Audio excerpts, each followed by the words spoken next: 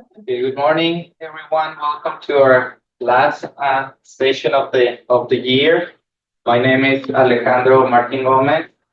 I'm an assistant professor of electrical engineering and computer science at the Institute for Integrative and Innovative Research.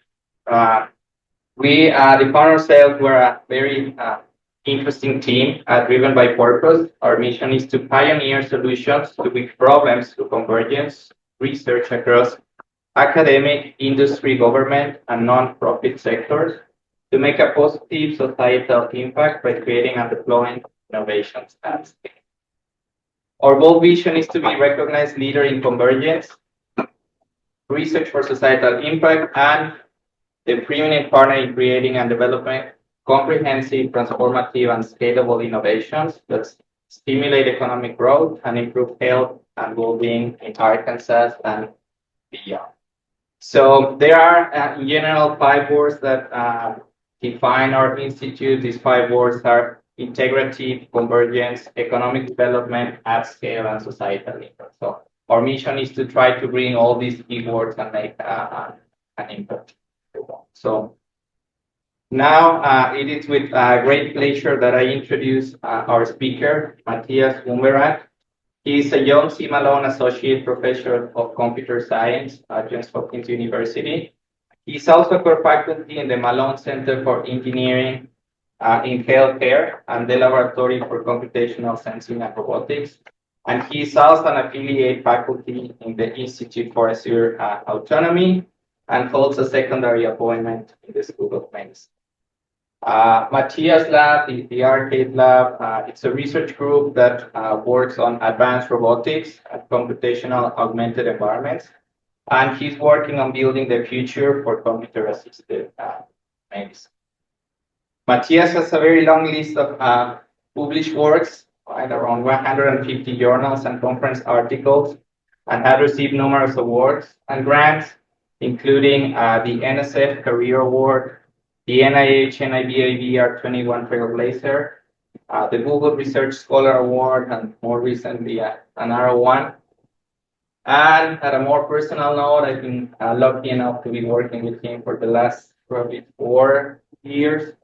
And I've been lucky enough as well to consider him as one of my mentors and supporters together with Maran during my path on academic track. So I know Maran also wants to say something, so I will stop here. I let Maran say a few words.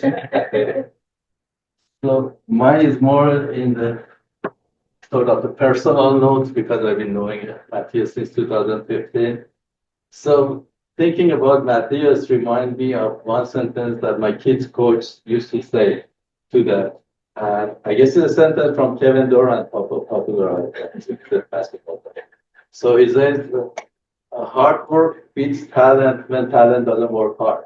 And if you combine talent and hard work, you will end up with Mathias Unberath. I mean, that was not part of the quote I had. So knowing Mathias, I know Mathias 2017, when he joined, he came under a grant from Germany to United States. And lucky for me, unlucky for him, that grant didn't work out. So we ended up working together. And by working together, pretty much, I really enjoyed it. I felt I'm lucky because he had the lion's share for success of the grants that we had at the same time. His ability to mentorship was really amazing, and his talent and expertise in this area was amazing. And so I think besides me, more important than me, Johns Hopkins got very lucky to get there because he proved what he can do. And within 2017, 1 year postdoc, 1 year research professor, correct if I'm right. But then he got his thing. 1 year became the next year he became tenure track professor, Google scholar, and in 3 years, tenure associate professor, and a chair position in Johns Hopkins University. So this will tell by itself that how with the speed of light, he's just going up, and he's a superstar for Johns Hopkins. And so I look forward to the presentation.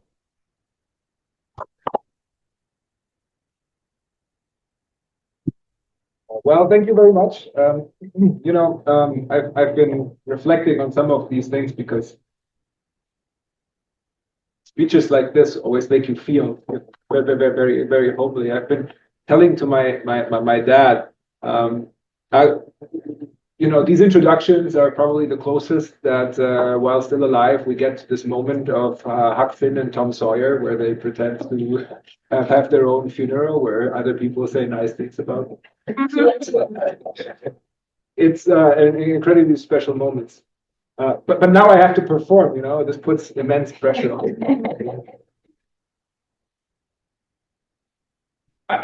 Thank you very much for coming here. And of course, thank you first of all for inviting me. It's a great honor to see where my mentor, Mehran, and Alejandro, a great colleague of mine, are now spending their professional lives and building this incredible environment. It's really exciting. Excited to try and come back next year when you're actually over there, because it looks phenomenal. But I'm sure that in the middle of the academic semester, your life is just as busy as mine. And so thank you very much for taking the time to come in here and listen to my talk today. And it's during these busy times that often we think back to times where, we're not that busy, holidays, vacation. So I've been thinking about that a lot recently. And usually when we are on vacation, my family is German, so we spend the summers in Germany. And then we go to a farm. My family has been going to that farm for the last 30 years, so it feels more like family than it does anything else, really. And last year, something very interesting happened. I have two young kids. One of them is 4, the other one is 6. And so they were playing outside on the farm, running around. And then, as it happens, when you spend time in nature, both of them got stung by bees. Not just one, both of them. And so maybe understandably, they both got incredibly upset, right? Like, how is this possible? This is so unfair, like there are so many other people around. Why don't they sting you? Why do they have to sting me? Right? And so they were very quick at wishing, the non-existence to every insect and bee that there is around, because, how can that happen, right? Like, this hurts. And so my wife and I, we spend a lot of time trying to explain to them that this feeling of wishing eradication on every insect that there is that might hurt you makes sense in the moment, but ultimately is probably not going to be to their benefit. The reason why it's not going to be to their benefit is because, the world is a whole ecosystem, and there are interactions between individual actors between them.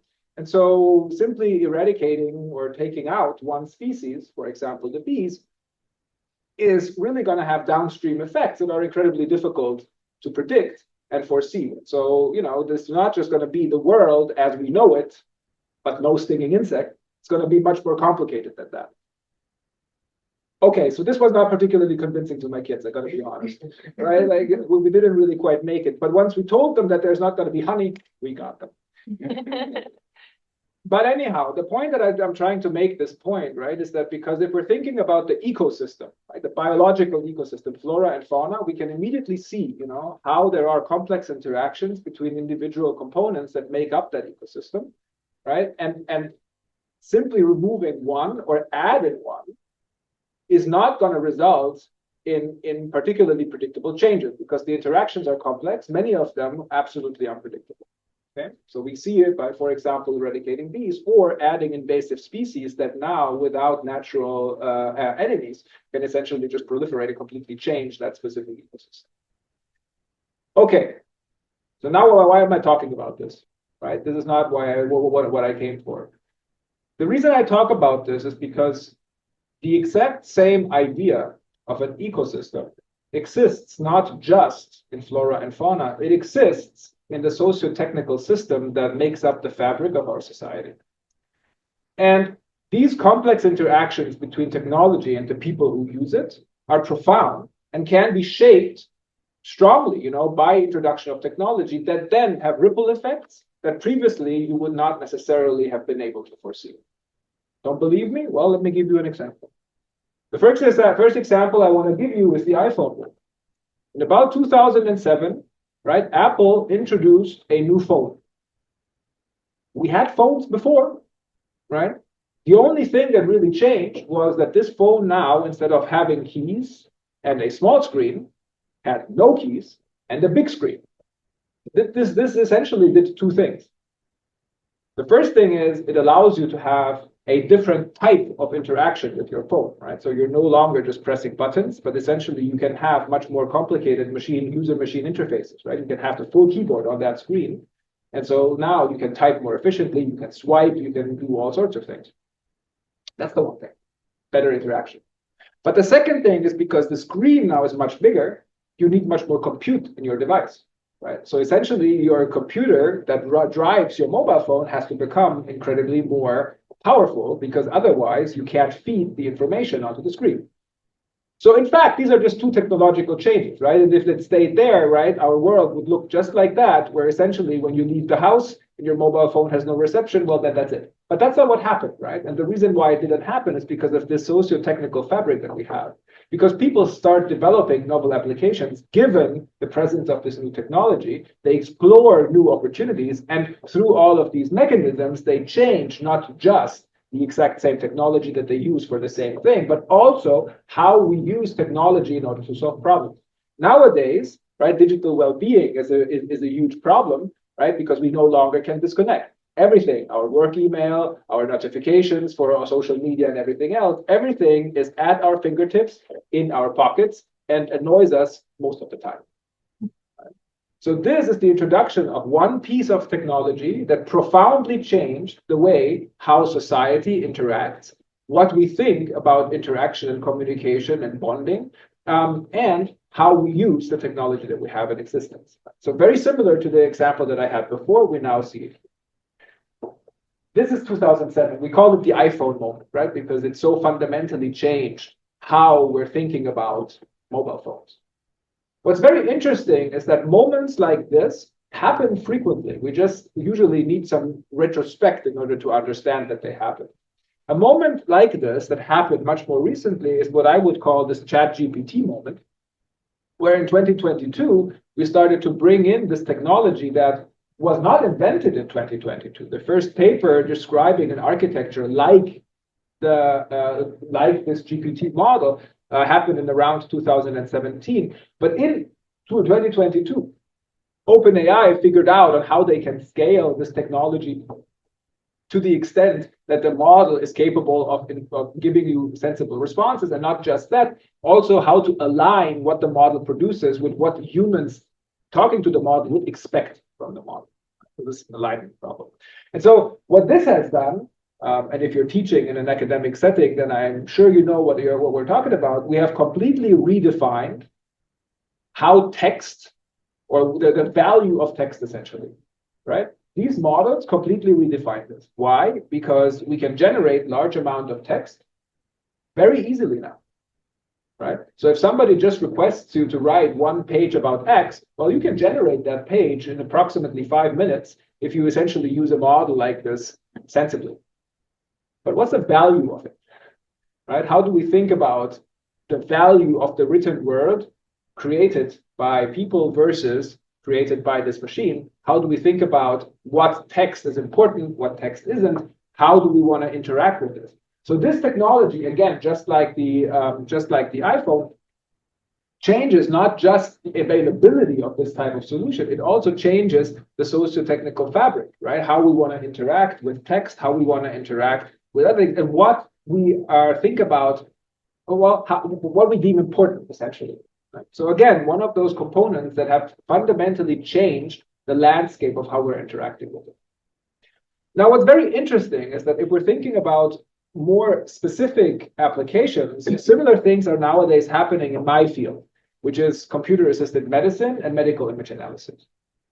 In that space, we now have models like ChatGPT, which we call a foundation model, that are being introduced for all sorts of image analysis or video analysis tasks. Okay, so we now have foundation models for image generation, which essentially allows us, from given a text prompt, generate a three-dimensional high-resolution CT or MR image of a person that satisfies the language prompt that you have given. We have models for segmentation that allow us to essentially segment structures, arbitrary structures, in very complicated medical images. We have models for tracking on the top right, you can see it, where we're capable of, in very complicated medical sequences, are able to track points over time, reliably identify the exact same corresponding point across very long videos. And we're able to solve very complicated other problems like depth estimation, which essentially describes this problem of, given an image of a scene, right, how deep are pixels from the camera center, right? This allows you to solve 3D reconstruction, for example. So all of these are models that now exist in that space that similarly to ChatGPT are foundation models that are now available very easily to each and every one of you by looking online and finding these models on GitHub. Now, how are these models potentially going to change medical image analysis, similarly to how, for example, the iPhone has changed communication, as well as the language model ChatGPT has changed our coherent text? Well, let's look a little bit closer into why foundation models in general have different properties than some of the things that we have done before, and then see how they end up becoming useful. So you could argue that since 2011, machine learning-based solutions for all of these problems have already existed, right? So we have been trying to build machine learning-based solutions for medical image analysis, point tracking, depth estimation, segmentation generation. For all of these tasks, we have been building machine learning-based solutions since 2011 when AlexNet came out, right? Since then, all of the resources essentially were in that space. So what's different? What's different now, right? Why are we talking about these catalytic power of these new models, the foundation models? Are we just rebranding? Are we just using a different name to talk about the exact same thing? I would argue that we're not, right? And there are a few key characteristics that I believe are different from what we have done before that make foundation models interesting. The first one is somewhat already in its name, and that's this idea that foundation models, instead of solving one highly concrete task, they are designed to solve a foundational task that turns out to apply across many different problems, across many different data domains, and across many different problem settings, right? So there's no very specific task definition, which essentially allows us then to use the same model across a whole variety of different tasks. That makes them different from models that we have done before that consider one specific application in one specific use case. Okay. So foundation models, compared to what we've seen before, are much more like building blocks than they are complete solutions.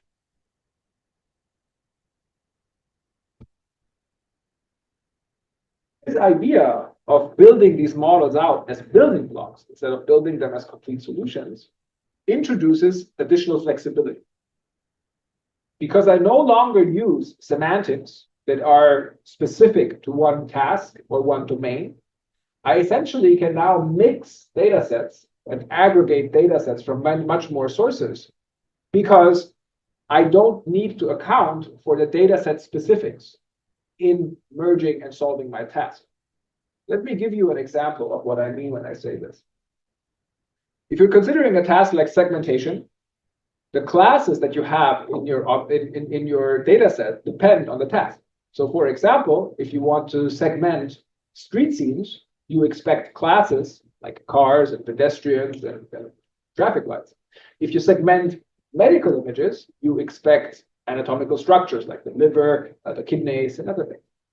Those semantic categories are completely different. And if I have these two different data sets, right, 1 million images of street scenes and another 1 million images of medical images, I can't merge them because the categories, they don't match up, right? They're completely different. So now what I can do is I can remove this idea of semantic segmentation. I no longer want to be able to segment semantic structures. So I give up on the idea that I will be able to tell, is this pedestrian or is this or is this organ? I just say what I want to be able to do is I want to be able to segment instances. So now you have removed this idea that you have to identify what the object is. You still want to be able to segment the outline. And when you do this, Right now, all of these problems are the same because they're instant segmentation. So you can merge a data set and you can train a much bigger model on more data for instant segmentation instead of training multiple models on specific smaller data sets for segmenting that specific semantic structure. Okay. Well, that's very neat because again, right, you can mix the data sets, gives you much more data. And what we have seen, right, is that training on considerably larger data has good properties. In addition to this, several problems allow you to define self-supervised objectives for optimization. Right? Self-supervision means that you don't need a human or some other person to put specific labels for your case. Instead, you can derive your learning objective from the data itself. Let me give you an example. The big language models that these days we're using, ChatGPT and so on, they are trained in fully self-supervised manner by essentially just predicting the next sentence, the next words in a sentence. For that, you don't need any annotation because once you have gotten a sequence of text, right, you have full observation. And so now you essentially learn to reproduce that exact same sentence. So no annotation needed. The same type of lost objectives, the self-supervised and unsupervised learning, with some creative thought, you can come up with objectives like that apply for vision tasks, that apply for segmentation tasks, for tracking tasks, for all sorts of other things. Potentially a little bit more complicated to do that. But if you can do it, right, then mixing all of your data sets really become, together with the self-supervised learning objective, is a way for you to dramatically scale the amount of data on which you can train your models. So this combination of using building blocks instead of full solutions, which then affords flexibility in order to train, to harmonize and mix different data sets, making available for learning your models much, much bigger data, is useful because what we have found in pretty much all of the research that we have been doing is that training models on more and more diverse data turns out to give you models that have dramatically higher capabilities. It scales somewhat logarithmically because at some point you're in this limited returns territory. But for most applications, we're not even close to this logarithmic follow. So for text, we're slowly but surely getting there, right? Because now we train these models on all of the internet. For many image tasks, especially in medicine, not even close. So this ability to train models on considerably larger data is really catalytic because it allows us now to solve problems in other domains. More data, more variability, it turns out that gives you models that have this, what we call out-of-the-box generalizability to new problem sets. So say you train a model on a large amount of very specific data simply because now the model had, during training, deal with all that variation, right? Street scenes, organs, all sorts of other things. The model has developed a reasonable amount of invariance to such variation. And so if you want to use it for the problem that you have at hand, the model is at much higher likelihood to work because it has much higher resistance to small factors in the specific data that you have that it might be different from its exact training data. This is a fundamental difference to some of the previous models that we have seen. And so taken together, right, like these benefits that we've just talked about really give foundation models this edge and the potential for catalytic effect in medical image analysis and beyond, right?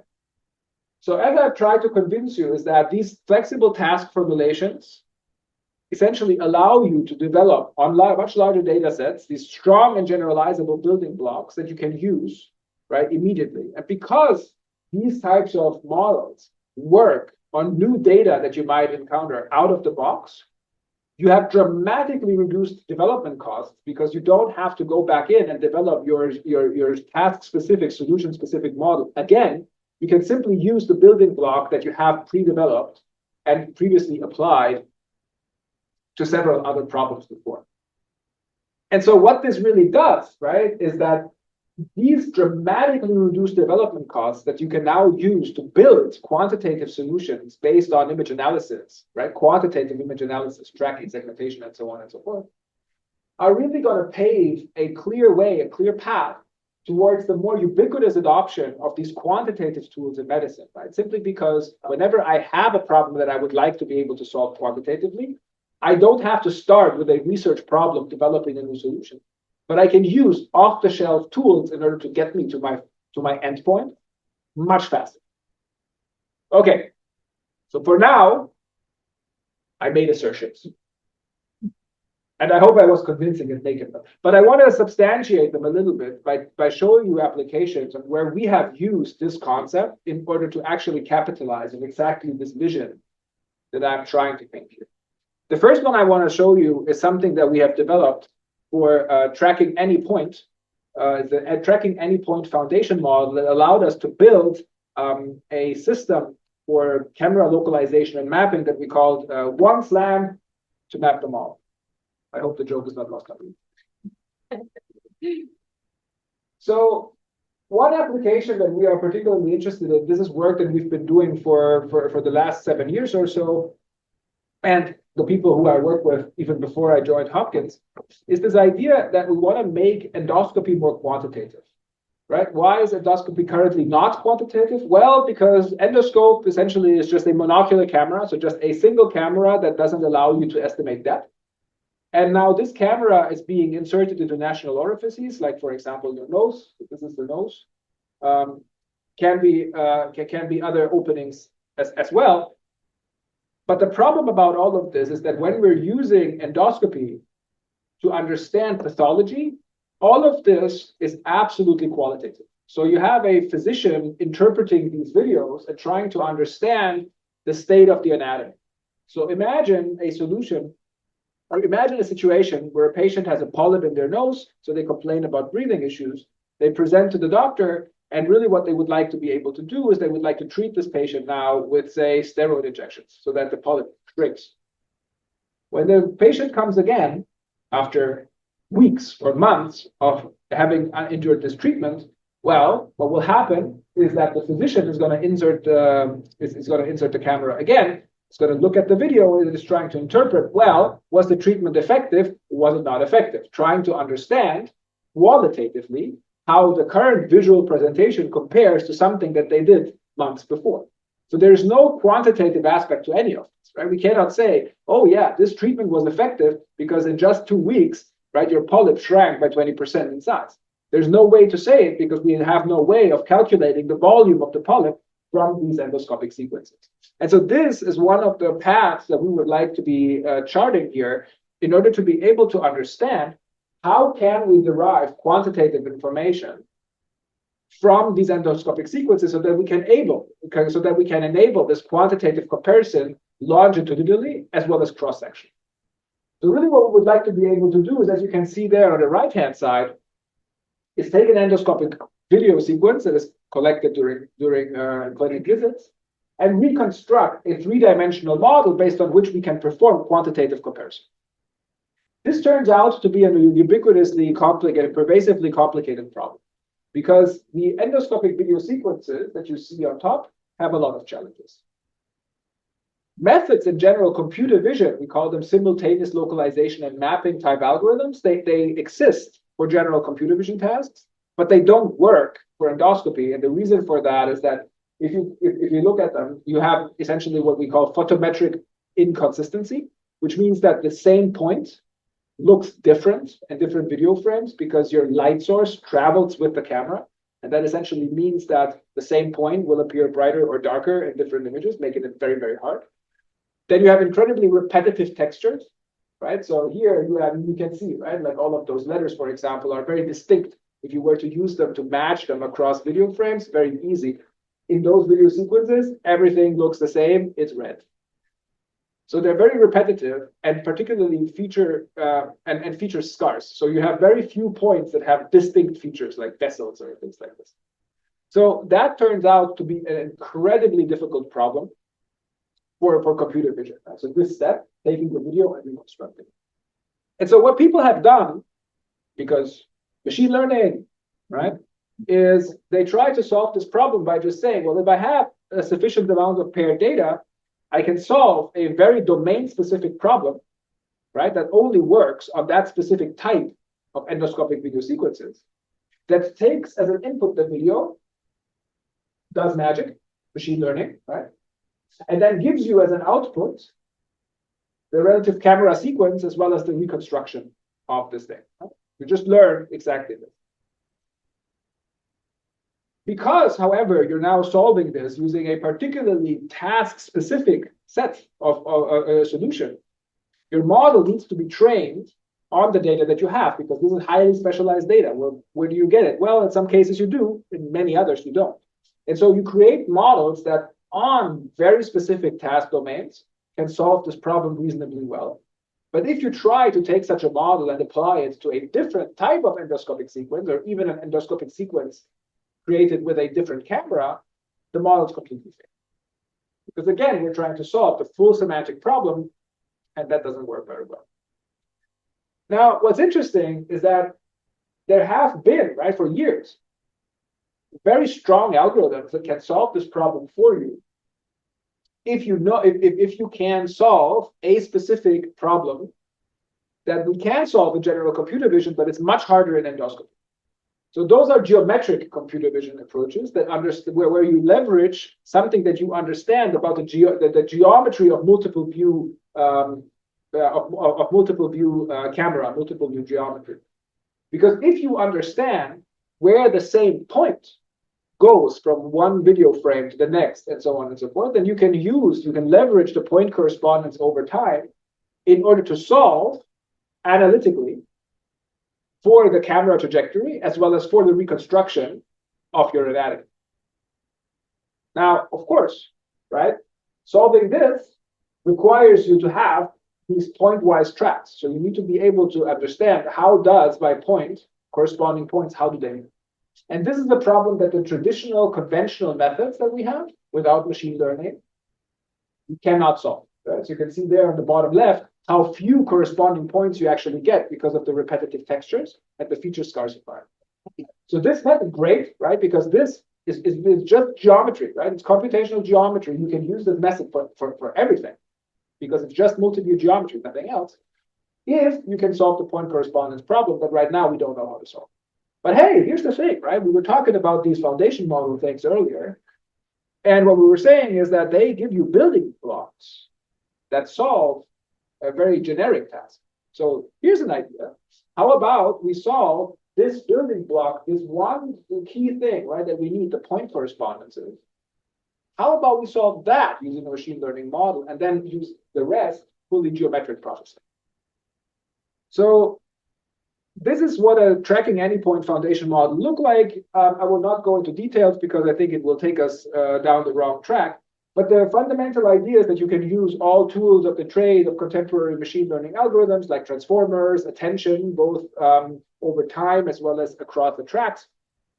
And because you have a transformer model, you can scale the model to be very big if you have big enough data sets to train it. And then you have a model that, exactly as we have said before, right, can be trained on a lot of various data because the only thing that you need are videos. And so you can train, these correspondences in every video that you might find. Clinical data, street scene data, all sorts of other types of data. You can train models like this. And it allows you to go in and really estimate point tracks incredibly reliably. Turns out that when you use these models trained on that data, they work out of the box on endoscopic video data. You can see here, right, how we're capable of tracking relatively densely the corresponding points in these types of video sequences.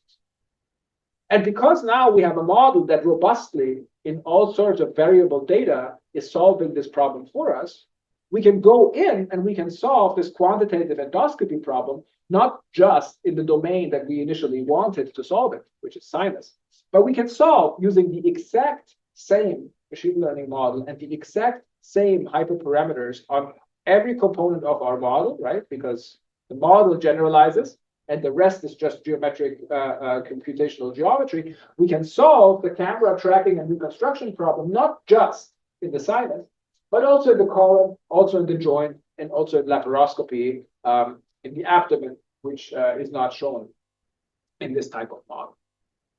And it turns out, right, that not just can we now use these innovation and foundation models in order to solve across a variety of different clinical tasks with exactly the same model and exactly the same parameters. But we can outperform these models that previously we had developed that were incredibly domain specific, right? That previously didn't really work. So that was my point number one. I'm going to make a couple more.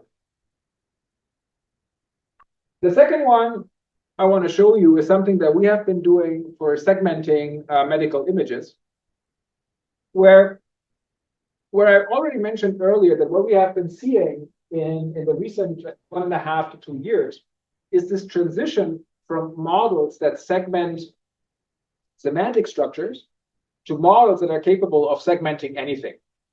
Right? This is this shift from semantic segmentation to instance segmentation, where instead of embodying this semantic knowledge in the model, we replace it with interactivity. So now, essentially, the semantics are being provided by the user, right? Because the user can say, well, I want to segment this object, right? And the model essentially just, by clicking a point in the image or putting a bounding box, right? And then the model just says, okay, within this bounding box or around this point, this is the mask that I should be getting, right? These are the pixels that belong to that specific object. So essentially, you are trading, right, this the flexibility with user input and interactivity. People are now claiming that this is a new idea. It's very interesting. I'm complaining. I sometimes feel like a very old man because I'm complaining a lot. I'm not that old, but I'm complaining because people are not reading anymore, right? Like this idea of interactive segmentation, like it's not Meta who invented it when they did the SAM model, right? Like we were using graph cuts and stuff like that for decades, right? In case you don't know, interactive segmentation was a part of PowerPoint, right? You can use it in PowerPoint if you go to image features and you say remove background. There is a an interactive segmentation in there that allows you to put the points in the semantic object that you want to be doing. This is not new, right? But turns out that if Meta does it, if they call it segment anything, then suddenly it creates hype and everybody's like, oh no, wow, this is phenomenal. Maybe I'm just salty because we had a paper that I think we published in 2016 or 2017 on deep learning based interactive segmentation. It didn't create this type of moment. So maybe it's just that. For full disclosure, maybe it's just that. But again, so these models are incredibly exciting because again, they're very enabling, right? So if right now you have a problem where you need to be able to segment an object in an image that you have for image editing or so on, right? You want to surprise your family by photoshopping yourself in front of I don't know what, right? These models now can do it because again, they're trained on so much data that they can segment really precisely the instances that you identify by clicks or by bounding boxes. So they're really nice and they're really transformative. They're, of course, also very interesting for medical image analysis, right? Because in medical image analysis, a lot of times you want to be able to, this is what I said earlier, you want to be able to quantitatively analyze your images. The biggest problem, of course, right, is if you're thinking about medical image analysis, then most of your images are actually volumetric. They're not 2D images for which SAM has been initially proposed, right? And so what happens is if you're going to do this in volumetric images, then your neural network grows exponentially because all of your filter kernels essentially no longer have to apply to 2D images. They have a one whole other dimension that they have to somehow consider. And so what this means, right, is that the model that previously worked relatively fast, pretty fast inference, despite the fact that you have a big model, no longer works fast at all, right? It's now on the order of a few seconds in order to give you an output. Now, this doesn't sound bad if you think about the fact that this is now segmenting volumes. But remember what we traded off? The thing that we traded off was automatic analysis for interactivity. So in order to get the output that you want the model to give you, right, you need to potentially prompt this model multiple times and say, well, this is my background, this is my foreground, this is background, this is foreground. And so you'd have multiple interactions with your model that go back and forth. Now, I don't know if you have ever interacted with an algorithm that was not responding fast enough I have, and I can tell you that you get incredibly frustrated, right, if the algorithm is not reasonably responsive in short amount of time. So how do we get a model like this, right? These capabilities that now work to segment all sorts of things like unseen pathology and enable you to quantify it, right, by simply clicking on the outline. How do we make them responsive? And so this is where some of the innovation also from language models can come in quite handy. And this is work that we just presented, I think, in October at the last year's MICCAI, which is this idea that you can use distillation in order to take a very big model architecture and use that as a teacher to try and distill the features and the feature extracting power of that model into a much smaller version of that same or that solves the exact same task, but has much fewer parameters. So you use a very big model trained on large amounts of data to discover what is the ideal mapping in order to solve this problem. And then once you have discovered what features are necessary to be extracted in order for you to solve the problem, you take those features that are being extracted at multiple layers, and you try to train a smaller model that essentially now mimics the behavior of the big model, but with fewer parameters, right? So this is this idea of distillation. Turns out that doing this with these big models, big image models, is not straightforward. So you need to play a few tricks.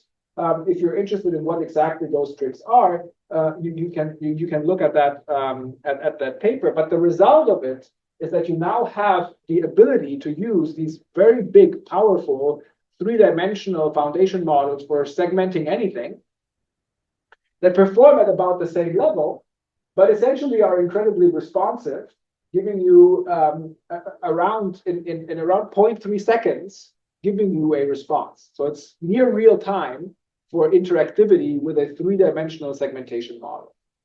And that gives you, over 2D models, a speed up of about 500 times. And it gives you a speed up of about 10 times over conventional three-dimensional models. So now you have a model that really is responsive with the same power that the model before had. Makes it more usable. Now, if you're interested in using any of these models, we build a 3D slicer interface for these both two-dimensional and three-dimensional SAM-like models, where you can interact with them on medical image segmentation, so that you can provide these point prompts and actually see the output of the models in a strong framework that allows you to interact with it. Okay, now I'm going to show you two more, even more recent work. This first one that I'm going to show you, it's not even submitted yet. We're going to submit it, I think, next week. And it's for something that we call reasoning segmentation. What's reasoning segmentation? So there are some problems, and maybe this is too small for you to read, so I'm gonna read them to you so that you understand what the problem setting is. So what we have talked about just now when we talked about segmentation is this idea that I can provide a click in my image, and then the model is capable of segmenting that object, and I provide the semantics, right? So I say I want to segment the flamingo. Flamingo is around this point, and then I can get the semantic mask. In order to enable more automation, right? If we're thinking about the future, where you have at-home robots and you have all sorts of other types of autonomy and embodied intelligence in complicated environments, they will have to solve much more complicated tasks, right? So being able to segment objects is part of it, but usually, right, most interactions that we have are not that low level, right? So you wouldn't tell an object, or you wouldn't tell a robot, well, segment that object and do things. You would tell them much higher level commands. And then you would expect that robot or that actor to autonomously act on them. So we need to equip them with better and stronger appreciation of the surroundings. And so this is where this problem of reasoning segmentation comes in, where you no longer provide explicit prompts of what to extract, but you rather describe implicitly what you want, what you expect as the output of that interaction. So we built a new data set that is for this reasoning-based segmentation on videos, where you analyze very complicated and temporally changing scenes in order to solve such reasoning-based segmentation problems. So you can see, for example, here, right, that we have 3 levels of difficulty, level 1, level 2, level 3, plus, essentially, where, and in this example, right, you can see the first one is a very fairly simple problem. So it's like segment the woman's back. So that one is fairly straightforward because you don't require a lot of reasoning, right? It's a one-shot reasoning. If I can understand who the woman is and I know what the bag is, I can segment the bag, right? So this would be the desired outcome. There are more complicated tasks that you can also do. Say, in the group with the kids dressed in matching yellow outfits, identify the black bag that only the woman in yellow is carrying over her shoulder as part of her outfit. So now it's a potentially more complicated, it's a more complicated task. So this is a benchmark, right? So these are not particularly realistic. Take that as a caveat. But you can see how the prompt is much more complicated, right? So you would require the system taking in such a query to solve a much more complicated task in order to get to the solution of the problem. Here it is. The last one would be something like, I want to give a fashionable accessory as a gift to my female friend. Which object that is ideal for carrying personal belongings from the video would you recommend? Right, so it's a much more complicated reasoning task, right? Where if you are trying to build an autonomous system to analyze these types of video sequences, to give you an answer to that, right? I mean, it's very difficult to think about an autonomous solution. And maybe you can think about one. And if you do, then you have potentially a very strong paper. So we came up with a method that tries to think about how to do this. And we called our method essentially reasoning segmentation with just-in-time digital twins. The idea behind this is that we can leverage foundation models like the ones that we have essentially just talked about in order to help us solve this analysis task. So how does this work? Well, we have a couple of language model-based agents that solve planning tasks for us. The first one is this implicit text query that we get, right? That and the video sequence is the input to your model, right? So you observe a video sequence and then you have a text query. Here is like, locate the flamingo standing in the water, which initially bends its neck downward and prepares to drink from the water. So that's what you want to be segmenting in that video. And you give it the video.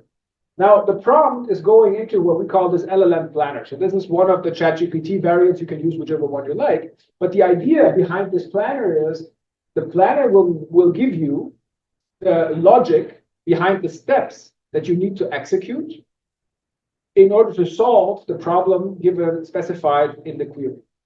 So what it does, right, it has access to these multiple different foundation models. It has access to a dyno model that gives you features. It can track points and it can understand object description. You have access to a segment anything model that can do object segmentation. You have access to a depth anything model, which can give you depth, metric depth of objects in the scene. And you have access to an object detector that is open vocabulary, which essentially can detect all sorts of objects and the semantic meaning of these objects in the video sequence. Right? So these are your potential models that you have access to. And so what your model now does is it builds a logic sequence of, okay, in order to solve this task, I will need information from the depth estimator, I need information from my segmentation model, and I need information from my open language object detector, because I need to be able to know which object is which. And then it builds the semantic graph there on the right that essentially tells you, okay, now that I know what different parts and different components I have in my object, the flamingo, water, and all sorts of other things, right? This is the logic that I have to go through in order to solve this reasoning task for the segmentation. Now, during the execution stage, what happens is that you have now, right, your language model that calls, depending on which one you want, or what your language model planner decided the information you need. You call the corresponding foundation model to analyze these images for you and give you the corresponding segmentation. This is this just-in-time digital twin, where depending on the language model planner, you extract the information that you think you need in order to solve your task. Right? Digital twin, a digital and computer accessible representation of the video content. Now, on top of this, right now you have your scene graph. So the scene graph tells you, okay, I have to evaluate all of these different comparisons in that graph in order to evaluate my logic. You have another language model that generates code that allows you to calculate mathematical operations and solve comparisons between certain things. So that second language model-based coder is capable of generating mathematical operations like take the depth of that object and subtract it from this other depth. If the result is bigger than 0, one is further and further back than the other. And so that allows you to evaluate these comparisons. And through this language model-based reasoning graph, right, that essentially allows you to build this digital twin, evaluate the logic, the reasoning, the logical graph for calculating these, evaluating the logic, and then calculating code in order to do the comparisons to evaluate where on the graph you are. You can get, at the end, as an output, the segmentation mask of the exactly right object for different, very complicated reasoning tasks, just like a prompt like the one that you saw before, right? Like locate the flamingo standing in the water, which initially bends its neck downward and prepares to drink from the water. You can get the corresponding segmentation mask directly from the video. For clarification there, what's the role of the digital twin? So the digital twin is essentially just a central data representation, right? It's an abstraction level from the video that contains the information that is accessible to a language model, right? Because the video is not accessible to the language model. So with these, right, we know, okay, there's a flamingo object, the location of the flamingo object is here. And so this can be used by the language model in order to evaluate this functionality. Good. It's extractions or abstractions of information from the video. Through the foundation model. Okay. Another application is automation. So this is similarly using, again, multiple foundation models, an application for automating, well, surgical robotics tasks. This is the first one that we did, which is a PEC transfer task, which is training for medical robotics. So it's not quite surgery yet. And the idea behind this, right, is again, you have a task command. And so that command would be something like pick and place the green or the blue peg and move it to another one of those pegs. And so now what happens is that, again, given a foundation model, what we're doing is we first run a similar depth model like the one that we have seen before, as well as a segmentation model. This essentially allows us to reconstruct in 3D space the exact location and the objects, the position of the objects of interest that we have in our scene. We use another foundation model that is called foundation pose, that given a known object, so for example, the computational model or this design model of one of those pegs, can estimate the 6 degrees of freedom pose in that object. So now you know where in that object, where in the video, where in the scene you find that specific object, and where salient points on that object are. Like, for example, the points where you're supposed to be gripping.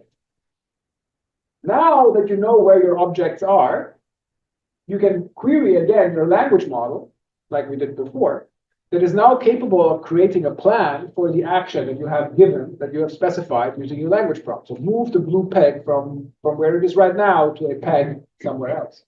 The language model takes this representation that we created using the foundation models, makes a plan, for where it needs to be going, and then executes because it can prompt the API of the robot in order to execute. So what does this look like? Well, you can see it here. So on the left-hand side, you can see how the digital twin is being updated in real time. And on the right-hand side, you can see the robot automatically executing a sequence of tasks specified by a language interface. So let me conclude.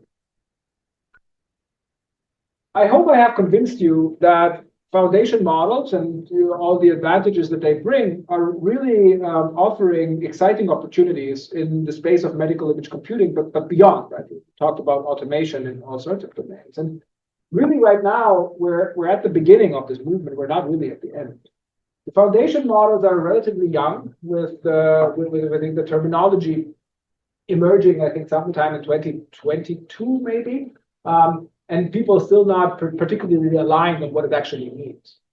And there are many open challenges on how to potentially do this. But it's clear, right, like that these opportunities about the flexibility that we have introduced, that they can help. But there are lots of open challenges, like how do we increase the flexibility for many of the tasks that we're interested in solving? And how do we design the tasks that allow us to train on a highly variable data, especially in medical context, where some of the tasks are really quite specific?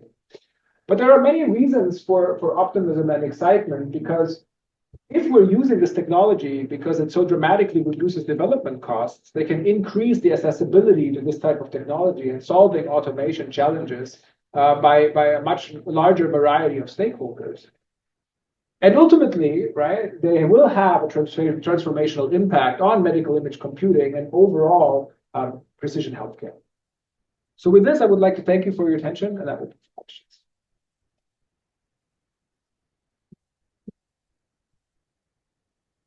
questions. That's a great talk. And it's what you did is very dear to me because you try to do some of these things yourself too. And so I have some question, and it is more importantly, I'm interested in your insights on what we have. So foundation models, you had a lot of focus on segmentation here. You did a lot of work, and you also showed robotics. But as you know, like when we look at the robotic surgery or any type of surgery, it goes beyond segmentation is one part of the story. We have segmentation, we have registration, then you have a tracking that you want to do. You want then the robots that you show some of that, you want the robot to understand that. And beyond that, there are errors that happen that you haven't foreseen. You want the system to respond to that error. You want to know what is the severity of those errors. So all this, do you think this could be captured by foundation models? I mean, can we develop a system eventually that can do that using foundation models? And that's one question. The second question, is the issue that we have with it is accuracy. How do you see the accuracy? We've been trying to use foundation model for skin cancer thing, and then accuracy has been an issue for us. So maybe if you can answer this question. So for the first one, I think we're working on making some of those things that have been showing for the PEC transfer task to expand them to more complicated schemes. Like the ones that you're mentioning for really surgery where you have to deal with soft tissue, you have to deal with deformation and all sorts of other things. And I'm not yet 100% sure how we will be solving these individual components. There are, I think, clear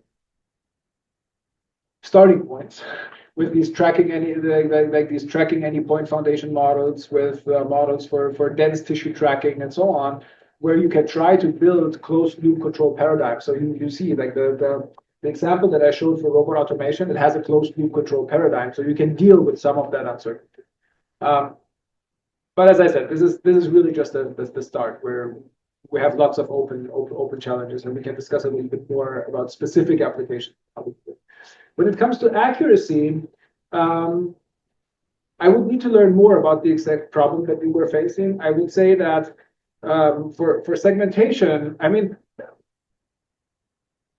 there are certain tasks where I have seen that some of these models work better, and others where it has worked less well. And that's because these models, fundamentally, they're still trained on general computer vision data, most of them.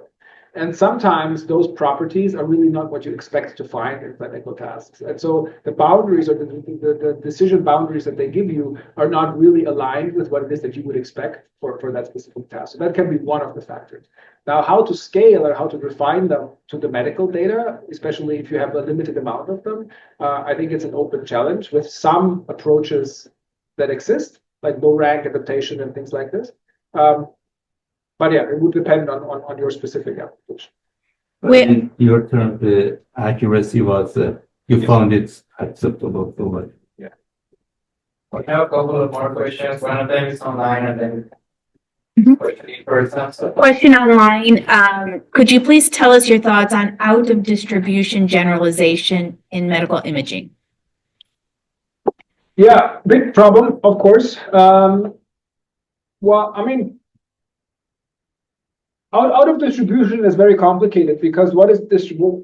So how do we measure it, right? Like the concept of distribution, I think, is something that we've been talking about a lot.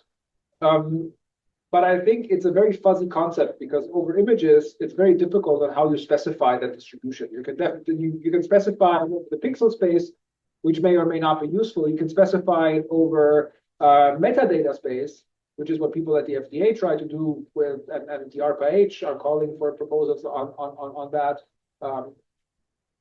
And there are methods for it, some of which we have developed ourselves. But I think the whole problem is, or the way how I see this is more like in what context is out of this out of domain generalization important? If it is about developing models that have been developed on some specific data set that you want to be capable of using on a slightly different domain, then that is a problem that the fundamental ideas behind foundation models can help us address.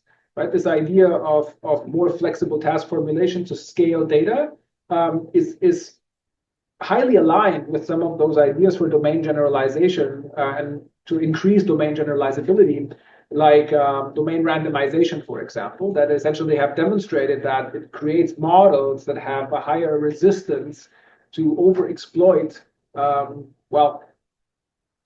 non-causally associated features. So that's something that certainly where scale essentially will help. Now, there are potentially more specific questions in that domain that we can get to, but I think this is my reaction.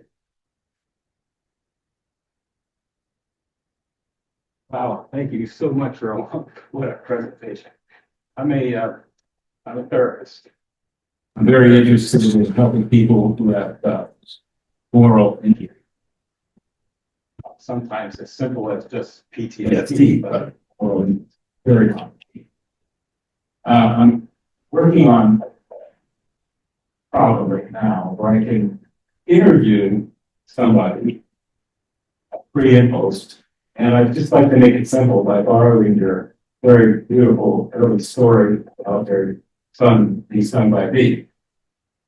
So if you have a very articulate 6-year-old who has been stung by a bee and suffering consequences of that, like nightmares, other problems, family.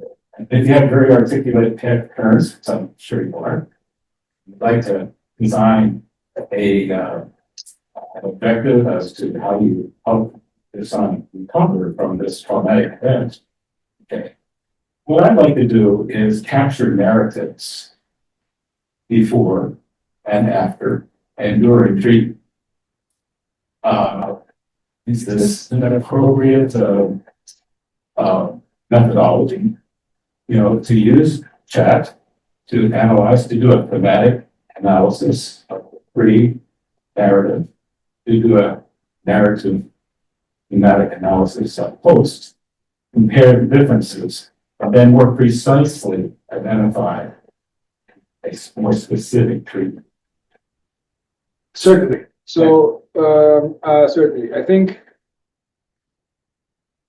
I will not assume that I fully understand the whole context of your application that you're saying, because I'm sure that there are more nuances to it, especially in patient interactions and things like that.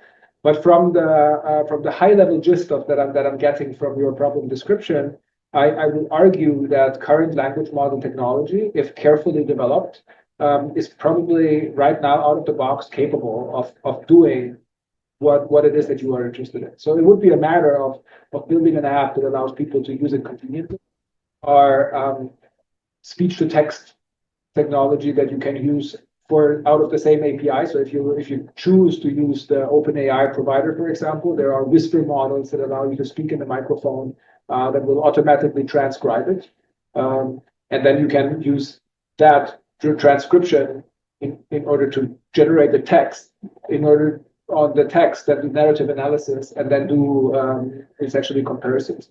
So this will require you to think and work a little bit on crafting the specific prompts, right? So the instructions to the language model that allow you to do exactly what it is that you would want, which probably requires some back and forth. Thank you very much. I don't think I have an iPhone moment, but I think it's a flip phone. Yeah.